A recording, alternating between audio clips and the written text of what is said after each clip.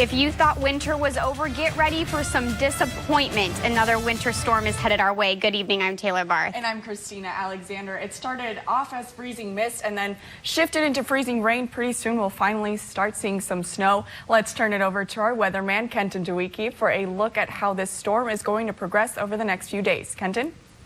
That's exactly right, ladies. We did start off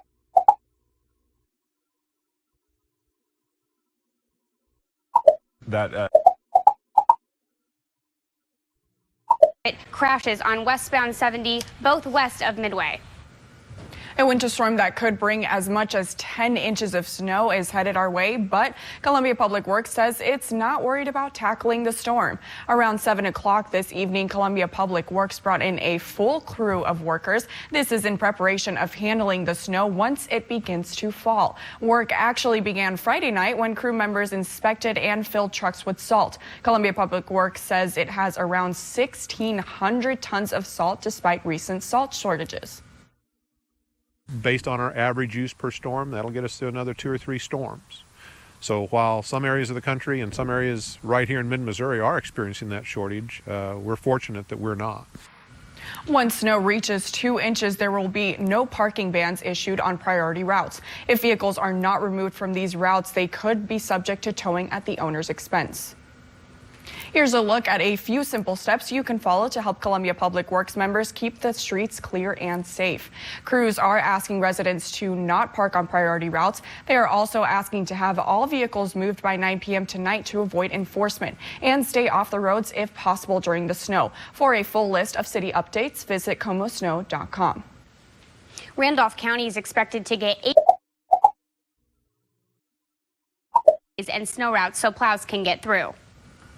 Jefferson City Public Works Department officials says this is the 13th snowstorm they've had to deal with this winter. That's the most the department has seen in at least 10 years. The department says roads are already pre-treated, but workers will likely head out after midnight and begin 16 to 20-hour shifts. The director of operations advises people to stay off the road so crews can do their job more efficiently.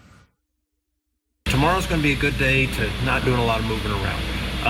Give us a chance to get the roads clear. We're going to do the very best we can to get those roads as safe as possible. And of course, we're going to start with those major routes first. So if you're living on an end of a cul-de-sac, you may not see us too soon, but we're going to be there as quickly as we can. The department has 1,500 tons of salt prepared, and all of its vehicles have been inspected to ensure they'll be up and running. 2 Columbia residents second-degree murder charges, but their bonds have not yet been set.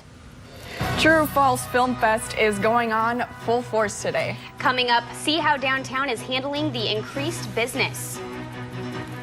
And a live look over Columbia Regional Airport. It is 10:17. This is KOMU 8 News at 10. Coverage you can count on.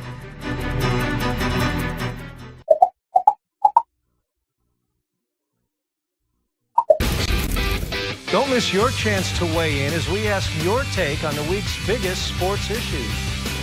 Watch Sports Extra with Chris Trevino, Sunday nights at 10:25 for sports coverage you can count on. Save-A-Lot is now open in Columbia.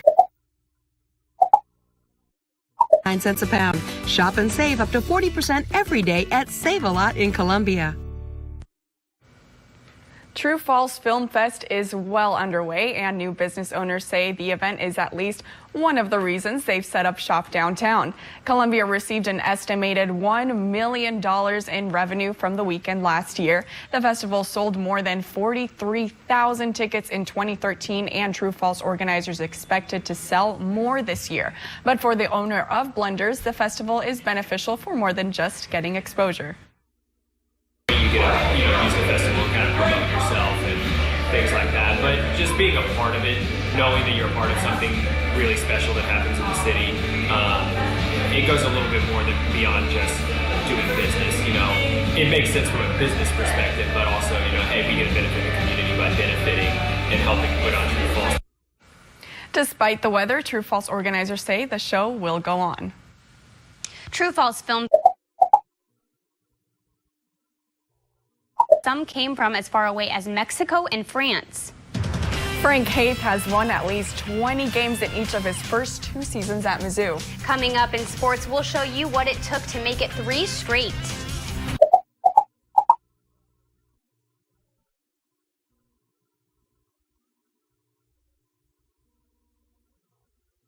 I'm so sick of it, but at least